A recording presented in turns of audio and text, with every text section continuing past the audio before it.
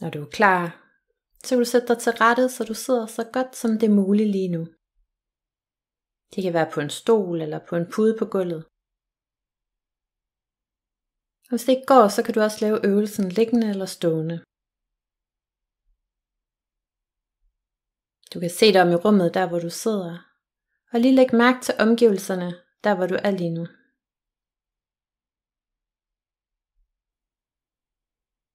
Og hvis det føles behageligt, kan du lukke øjnene.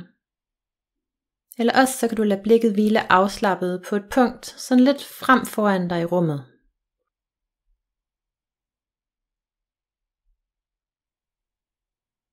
Så kan vi rette opmærksomheden imod kroppens stilling, og mærke den fysiske fornemmelse af kroppen, der sidder her. Hænderne, der kan hvile i skødet eller på lårene. Hvis du sidder på en stol, så kan fødderne være i gulvet. Sådan fladt i gulvet, så der er en god kontakt med underlaget, og så du sidder stabilt. Du kan også rykke lidt frem på stolen, så din ryg kommer fri af ryglænet. Så på den måde så kan ryggen være rank, uden at du bliver stiv eller anspændt.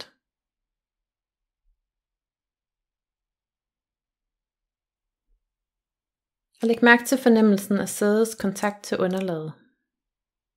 Måske kan du mærke tyngden af din krop, og hvordan stolen eller puden bærer dig.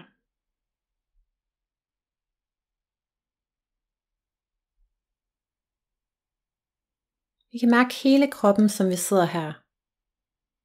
Helt ned fra tåspidserne og op til toppen af hovedet.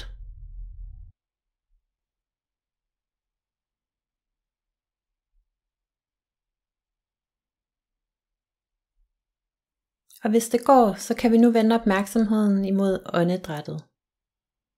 Ikke som en tanke eller en idé, men selve de her fysiske fornemmelser, der er knyttet til åndedrættets bevægelser.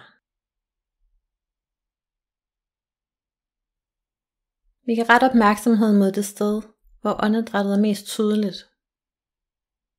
For mange der er det ved maven, men det kan også være ved næseborene eller brystkassen. Så du kan rette fokus imod det område, hvor åndedrættet er mest tydeligt for dig.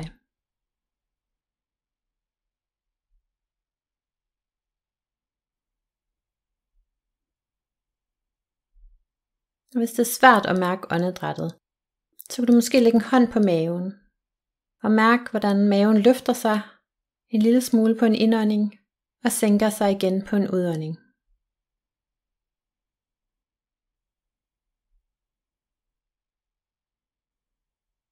Vi kan rette hele vores opmærksomhed mod den her bølgende bevægelse, når luften bevæger sig ind og ud af kroppen.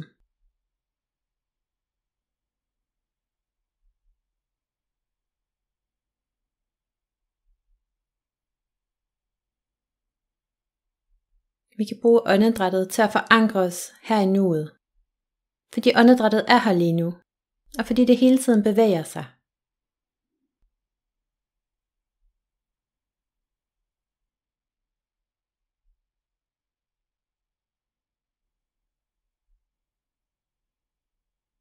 Den her indånding, som er helt ny, som vi aldrig har oplevet før. Og den her udånding, som er væk om et øjeblik.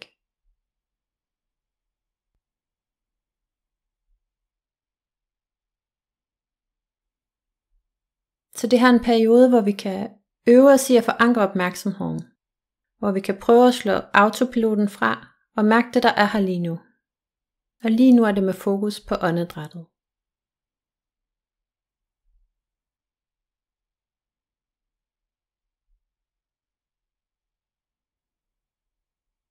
Vi kan lade åndedrættet komme og gå, som det er.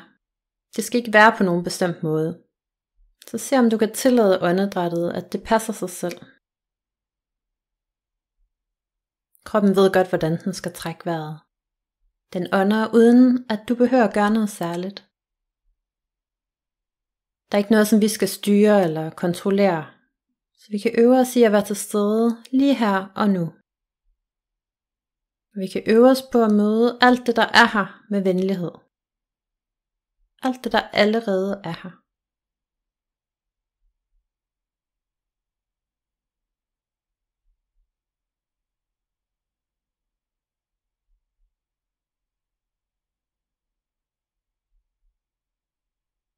Det kan være, at åndedrættet er anstrengt, tungt, hurtigt eller overfladisk. Så kan vi lægge mærke til det. Andre gange er det måske mere roligt og blødt, og så kan vi lægge mærke til, hvordan det opleves.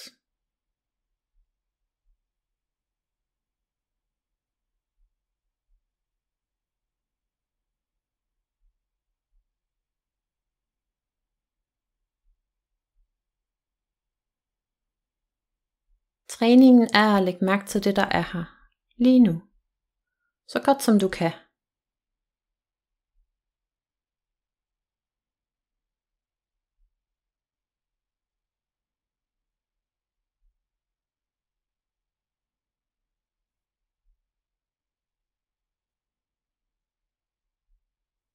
Vi kan lægge mærke til maven, der hæver sig, udvider sig, når vi ånder ind, og så en lille pause. Og så bliver indåndingen helt naturligt efterfulgt af en ny udånding, hvor maven sænker sig igen. Og så igen en lille pause, inden der kommer en ny indånding.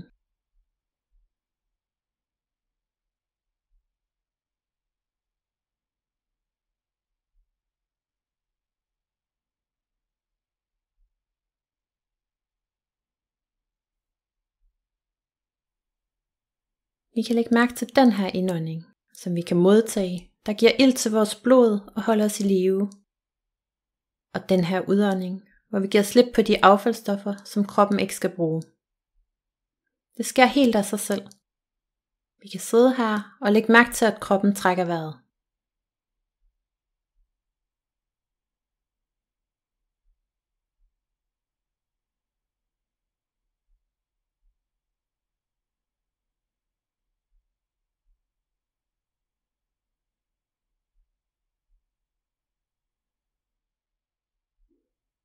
Før eller siden vil du opdage, at din opmærksomhed ikke længere er på åndedrættet. Den har bevæget sig ud i tanker, fantasier, planlægning eller bekymringer. I tankerne der er vi ofte et helt andet sted, end der hvor vi egentlig befinder os. Vi kan ærge os over ting, der skete i sidste uge. Eller vi kan lægge planer og bekymre os om fremtiden, noget der slet ikke er sket endnu. Når du opdager, at din opmærksomhed er vandret bort i tanker, så bare læg mærke til, hvad du er blevet optaget af. Og vend så blidt og venligt tilbage til åndedrættet igen.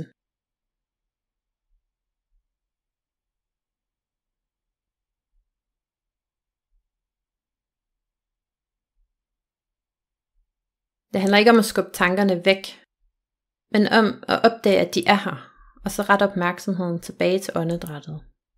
Til den her indånding og den her udånding.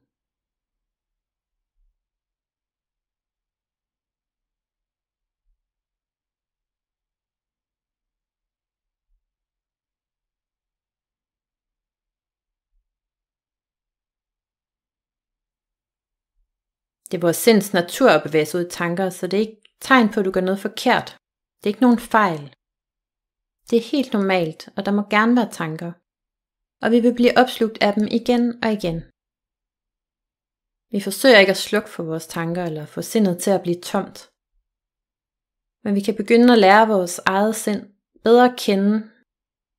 Vi kan lægge mærke til, hvad det er, sindet foretager sig. Hvad det er, vores opmærksomhed bliver optaget af.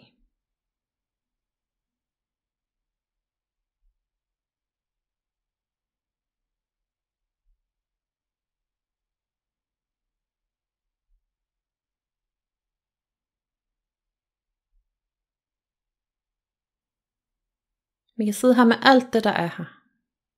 Alt det, der allerede er her. Nogle gange er det behageligt. Andre gange mere neutralt. Det kan også være ubehageligt. Men vi kan vælge bare at sidde her.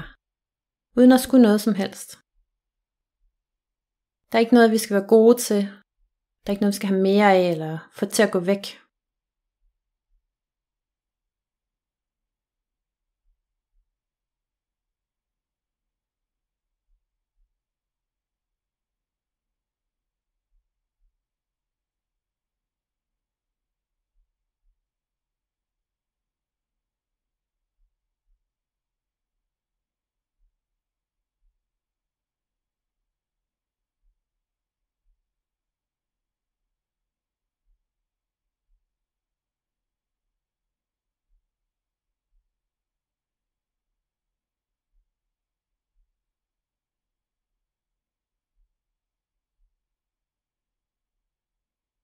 Vi kan bringe opmærksomheden tilbage lige så mange gange, som den driver væk.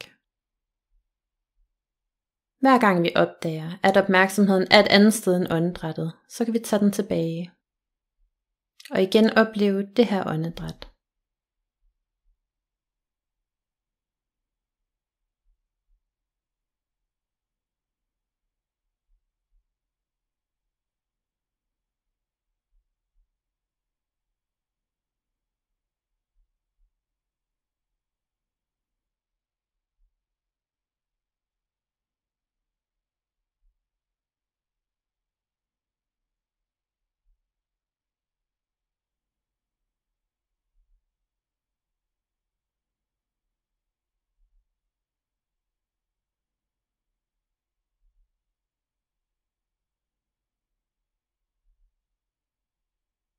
Vi kan begynde igen og igen med den næste indånding og den næste udånding. Hver gang kan vi prøve at iagttage åndedrættet, som var det første gang vi lagde mærke til det. Se om du igen og igen kan bringe en vågenhed og en nysgerrighed til åndedrættet. Som om du aldrig har mærket åndedrættet før. Netop det her åndedrag.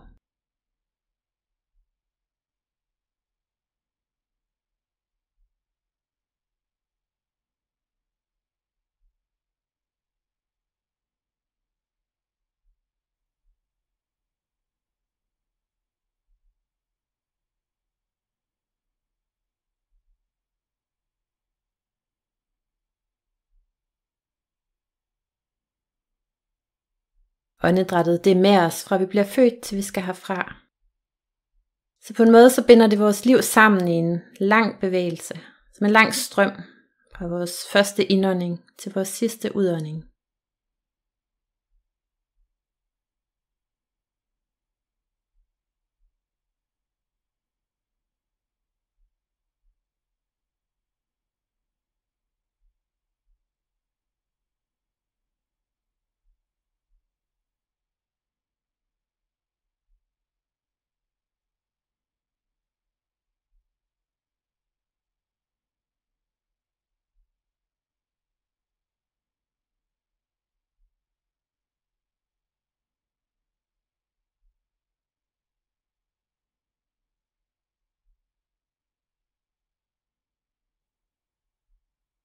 Her til sidst kan vi igen udvide opmærksomheden til at omfatte hele kroppen, der sidder her.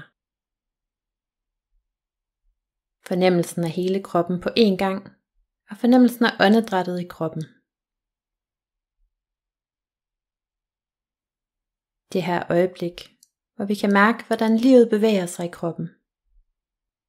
Vi kan sidde her fuldstændig som vi er.